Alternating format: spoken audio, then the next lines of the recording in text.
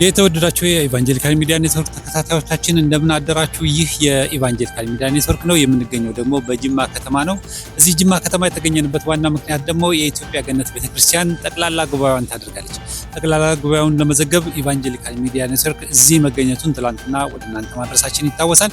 ዛሬ እንግዲህ ወደ ስፍራው ደግሞ በመሄድ እንዘግባለን። እንግዲህ እንደምትመለከቱት ያለነው በጅማ ከተማ ነው። ጅማ እንግዲህ ብዙ ነገሮች እናገኛለን ብለን ተስፋ እናደርጋለን። ጠቅላላ ጉባኤውንም ከዛ ጋር ደግሞ የምናገኛቸውን አንዳንድ ፕሮግራሞች ደግሞ ወደ እናንተ እናደርሳለን። አብሬያችሁ የምቆየው ተስፋዬ ካሳሁን ነኝ ለኢቫንጀሊካል ሚዲያ ኔትወርክ ከጅማ ከተማ።